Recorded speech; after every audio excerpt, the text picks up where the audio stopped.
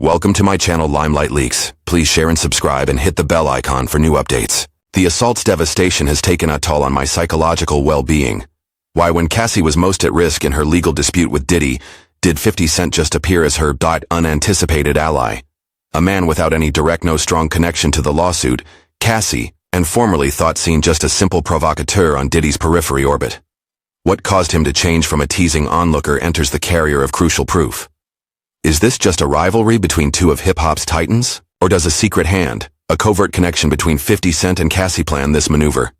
And why at 50 does Quincy enter the fray as Cent does? The son of Kim Porter smiles subtly as their gazes meet.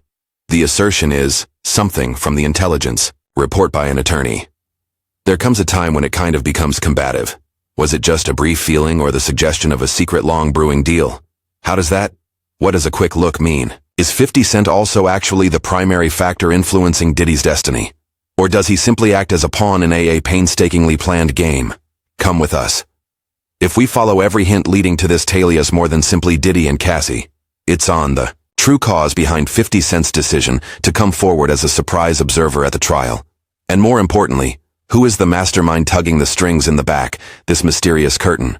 The outdoor air, the federal courthouse in Manhattan today.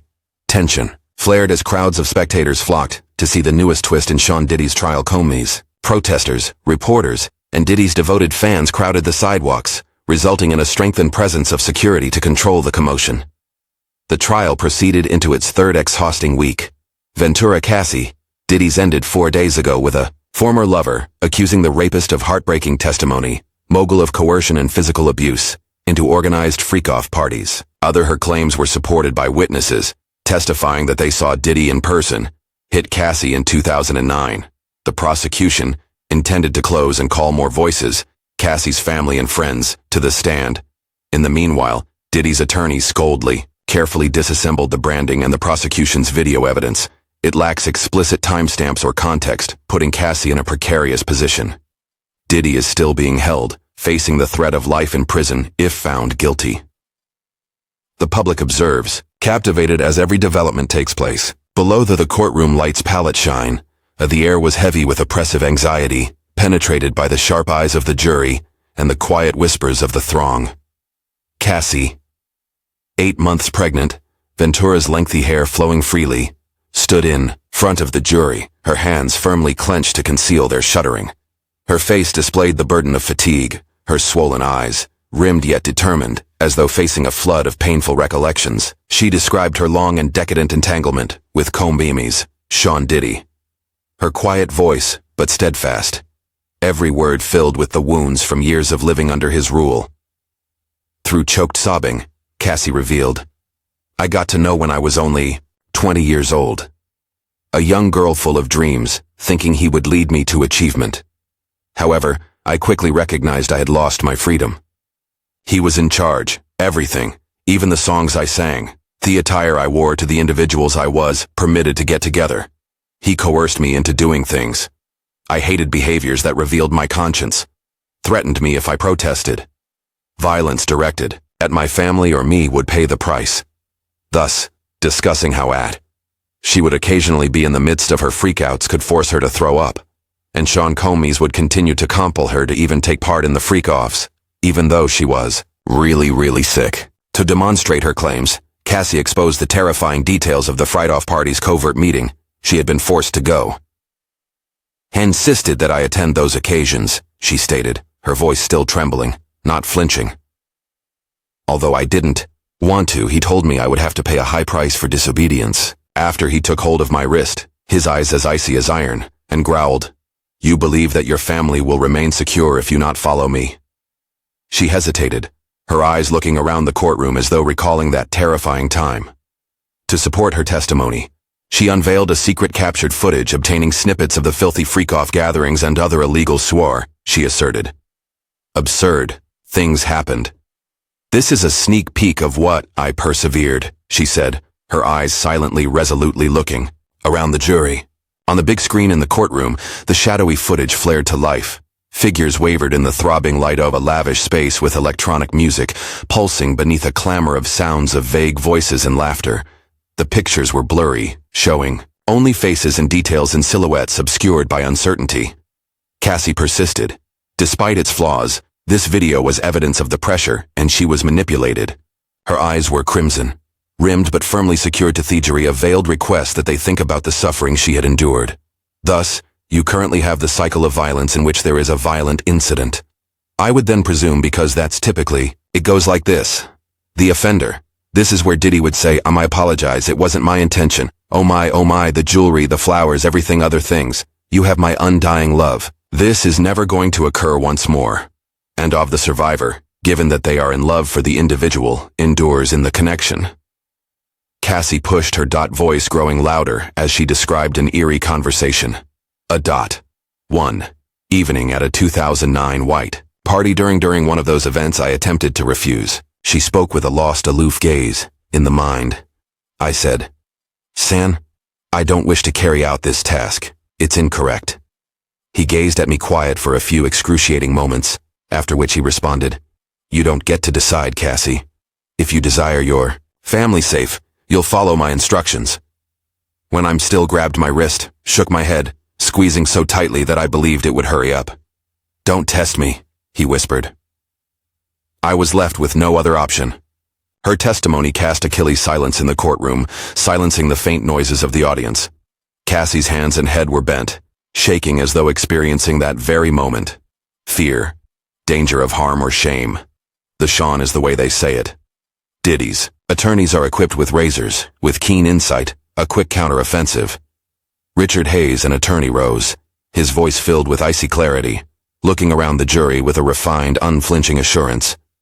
Ventura's, the accusations are unfounded, he said, his gaze swept across the jurors using the polished guarantee of many years in the courtroom. There is no legal significance to this video. Wait, no timestamps, obvious resolution, or any recognizable background. It might show a party anyplace.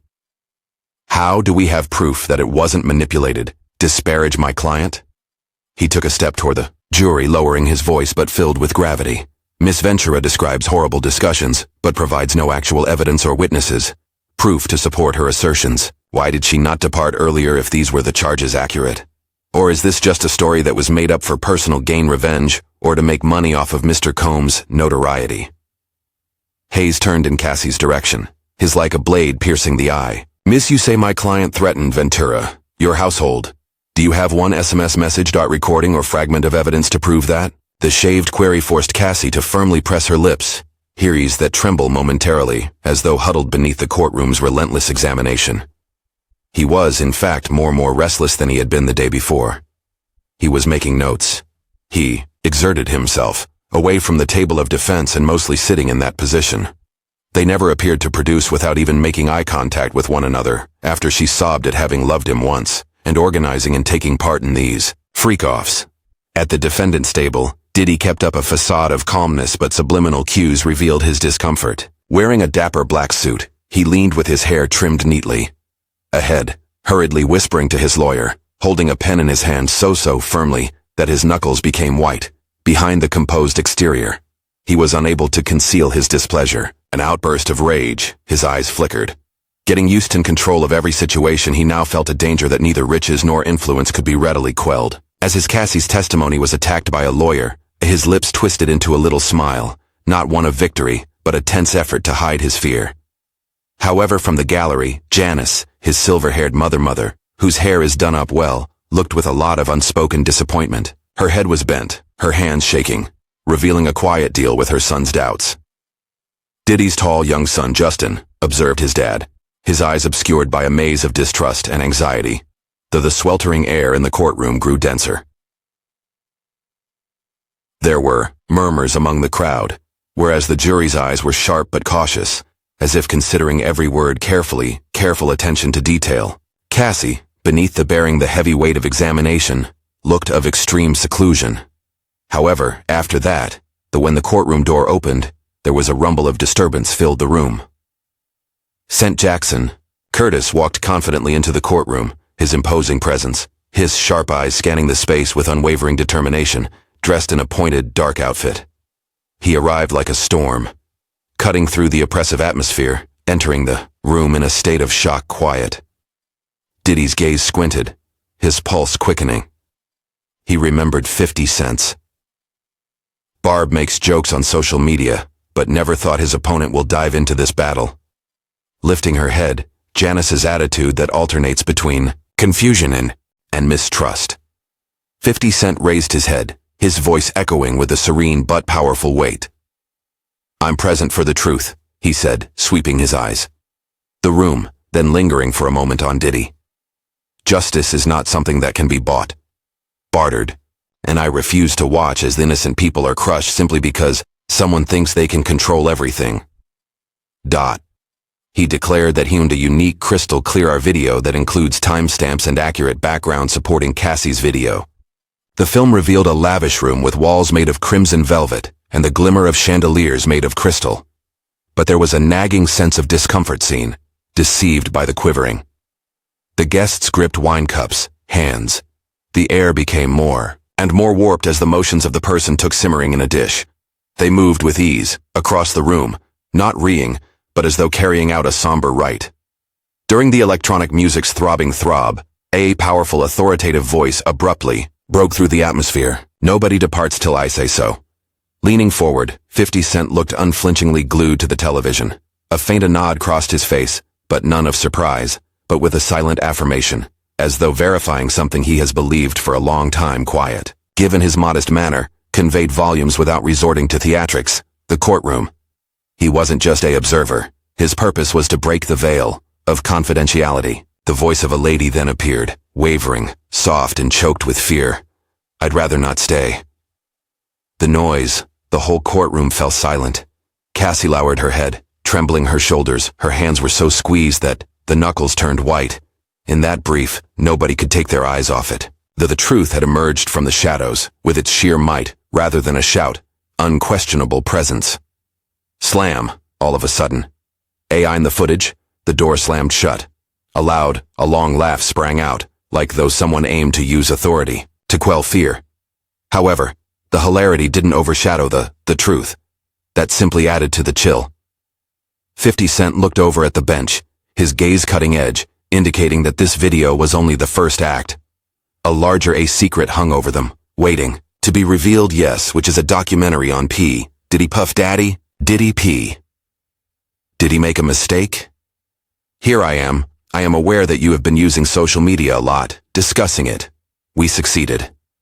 Additionally, I am the only person who has spoken up about this long before it did in reality. I've been saying this for a while.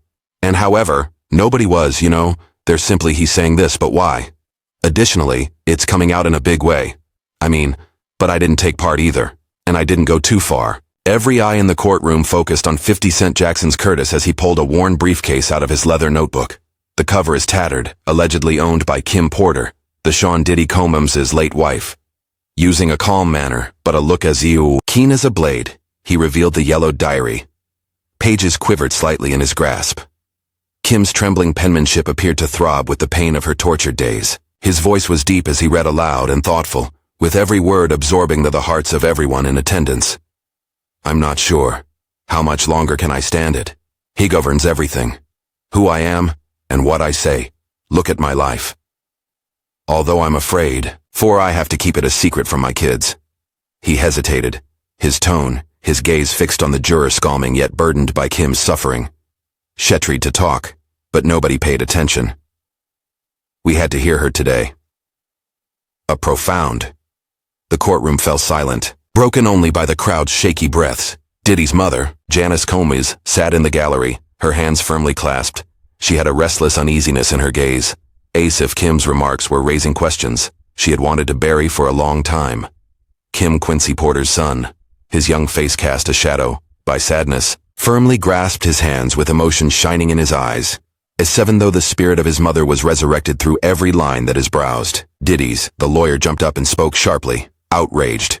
These alleged proofs are completely unconfirmed. This journal might not be authentic, and Mr. Jackson obviously feels personal resentment in regard to my client. This is merely a deliberate slur, directed at Mr. Combs. Unfazed, 50 Cent retorted in a hushed voice, but making a blade-like incision. The reality does not require consent from those anxious to conceal it. What he said shone like a beacon through the mist of uncertainty.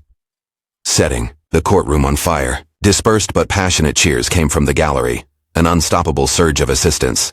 A few jurors gave subtle nods, their curious gaze growing sharper as, if one looks more closely at the disclosures 50 Cent had let loose. Cassie, positioned in the corner, sensed a change in herself. Only a few hours prior she was overcome with dread. Her testimony was shaky due to the dread that Diddy's incredibly talented legal staff would rip her words to pieces. She had shuddered during the freak-off video presentation, tormented by the idea that it could fail, that her years of pressure and dangers would be hidden underneath an avalanche of doubt. However, now that 50 Cent's surprising partnership, newly discovered, she felt a surge of strength. The immaculate video that includes Diddy's damning audio and Kim's journal is now displayed as rays piercing an extended period of darkness. She was reminded that the truth may at last be heard. She glanced at 50 Cent, appreciation gleaming in her eyes. His slight smile as he looked back was a silent promise. She had stopped fighting, by itself. At the table of the defendant, Dids, his usual poise broke down. His eyes tightened, jaw contracted, a volatile mixture.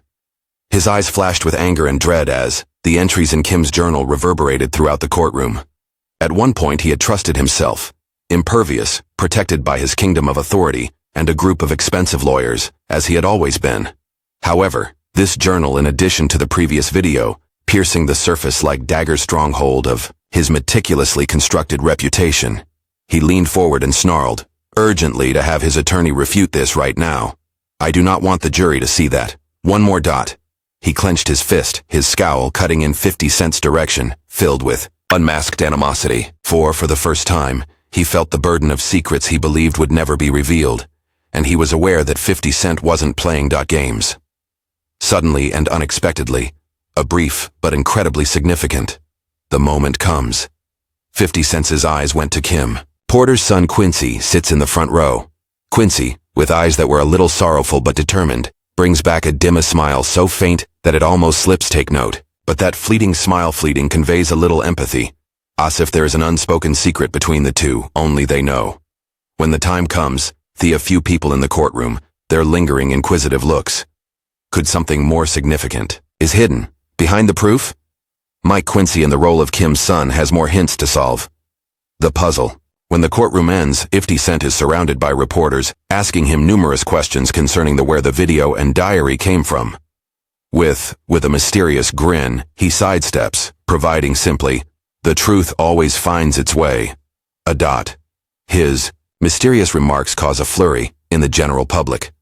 On sites such as X, the hash that provided the proof surges, provoking intense conjecture.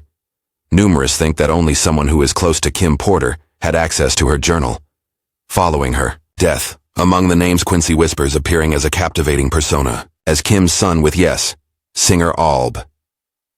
Quincy was raised in the Diddy's family's orbit beneath identical to the mogul's roof. If someone had the chance to see or collect proof of Diddy's alleged wrongdoing, Quincy would be the best option. His strong relationship with his mother, in addition to distinct separation from his stepfather, raises inquiries. Could Quincy be secretly planning something? Quincy had a sensitive soul at a young age, negotiating the intricacies of Diddy's family relationships. He loved his mother dearly. His emotional fulcrum was Kim. Kim, an actress and model, tried to protect their kids from the stress she endured, difficult friendship with Diddy. However, even as a youngster, Quincy was unable to ignore the fissures in their exterior. Once he captured in the living room, his mother was silently crying. Her worried eyes clouded when the name Diddy came up. On evenings when Kim sneaked out of the home and came back with a tired look, an unspoken Quincy's heart began to ache. Be strong, his mom would say, and he subsequently revealed in an uncommon interview, his voice laden with grief. He decided to quiet, not wanting to trouble her and their mixed-race family. However, that obedience comes at a high price. A mental health. His gloom deepened as he repressed inquiries on his mother's contentment. As he grew older, Quincy started to see the shadier areas of Diddy's life. Then notoriously heated freak-off gatherings, disputes, and allegations of deceptive actions made him afraid. Had progressively pulled away, going to Los Angeles and re-establishing contact with his Alb Shur, the biological father, who pushed him to take back his identity. The biggest setback occurred in 2018 when Kim's unexpected demise, ascribed to his world, was wrecked by pneumonia. 27 years old Quincy was unable to make sense of it. A lively, his mother-like woman gone so suddenly left an empty space. He had a secret fears that her passing wasn't as straightforward as stated. A sentiment strengthened when Alb was certain in. Public demanded a new probe. All suggested that Kim might have owned hazardous secrets. However, every effort to investigation encountered more imperceptible opposition, as though obstructed by an invisible force. Silence, helpless against the hidden fact, believed he had not adequately safeguarded his mom.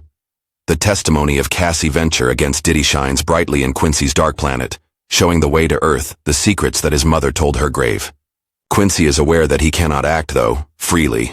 Growing up in Diddy's home, he's well conscious of his stepfather's mighty strength. From his incredibly sharp law firm to his extensive network of influence, one mistake could result in, he has everything, or worse, threaten his security. Thus he chooses discretion, looking for a dude named 50 Cent who has battled with Diddy without fear, and never retreated. Quincy understands that only with his boldness and influence, 50 Cent can reveal the proof without being quieted. Their encounter takes place in within the boundaries of a Los Angeles apartment. Out of sight, Quincy shows up with a little box, discovered in Diddy's basement mansion. He had discovered the hidden accidental encounter one late evening while still residing with the family. 3 o'clock at .m, he caught a passionate glimpse of Diddy, his eyes as he carried a box to the basement. Be cautious. Fear fought curiosity, and Quincy dared not look into it. Then just after, during the process of sorting through Kim's souvenirs, did he have the guts to come back.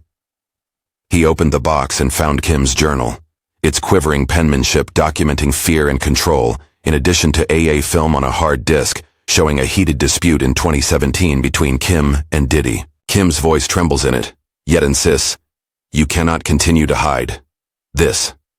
The proof starts a fire in Quincy, making him do something. Taking care of Quincy begs 50 Cent to give him the package, to reveal the truth and stand by Cassie. He doesn't pursue notoriety or self-interest. His motivation comes from his affection for his mom and an unwavering pursuit of justice. Quincy wants Diddy to answer for his actions, not only for Cassie's wrongdoing, but for his mother's years of suffering lasted. Furthermore, he hopes the case will enthrall viewers, generating as well of the ground to reopen inquiries about Kim's passing. He thinks that if Diddy's reality is revealed, authorities may be forced by popular pressure. Must go back and examine the mystery surrounding his death of a mother. Quincy treads, though, cautiously. He stays out of the courtroom, avoids interviews, and keeps quiet on X, avoiding becoming Diddy's target. In the judicial setting, the transient quick look between 50 Cent and Quincy is more than just a sympathetic moment. It is a subliminal indication of a carefully thought-out plan. The prosecutor, without Quincy's name, suggests that the evidence originates from a person who is closely connected to family of Diddy. A terrifying inscription on her hard disk corresponds to the writing by hand in Kim's journal, sending chills through the crowd.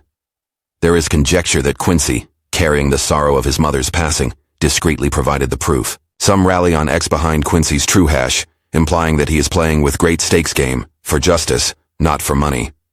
Diddy's legal team responds quickly, rejecting the box as not genuine, and claiming that 50 Cent manipulated the feelings of the jury. However, their contention fails as the drive's text message correspond with the call history of Diddy, information that was only available to insiders. Despite being gone, Quincy's presence penetrates all aspects of the situation. His silence is patience, not weakness, waiting for the day when the proof becomes indisputable. He is aware of a direct Diddy is impossible to tackle. However, with Cassie and 50 Cent, he can disturb the pillars of his stepfather's business. Below Quincy's motivations, there is a deep narrative. A son in an effort to uphold his mother's heritage, fight evil and stop others from going through what she did. He won't allow. There are still sinister mysteries hidden beneath the force of power. When the court adjourns, Did's eyes waver as though he's starting to suspect treachery in his own household. The audience outside is humming and analyzing Quincy's part. An article on X states, Quincy's deeds speak louder than words. Declare the truth. In a Los Angeles, Quincy sits quietly in his apartment, grasping a picture of Kim, his gaze determined. He is aware that he wagered all except for his mother, for fairness, and for those without a voice, threatened and persecuted. He is prepared. The case against Combs, Sean Diddy, driven by the astounding evidence from 50 Cent Jackson's Curtis, goes beyond simple legal disputes, could turn into a tale of bravery in the face of reality. The shuddering Kim Porter's diary entries and the Cassie Ventures' determined look reveals that quiet, no matter how long it lasts, cannot wounds are always hidden. Out of the shadows of suffering, voices such as Cassie's have emerged, not for notoriety, but out of a strong desire to uphold morality. Their disobedience when confronted with powerful sparks a flicker of optimism that can shatter formerly believed to be invincible walls. This story prompts contemplation about the strength of empathy and honesty. It provides a moving reminder that, in under the most oppressive conditions, one genuine moment such as the shared look of those who are brave enough to stand, can light up the way to fairness.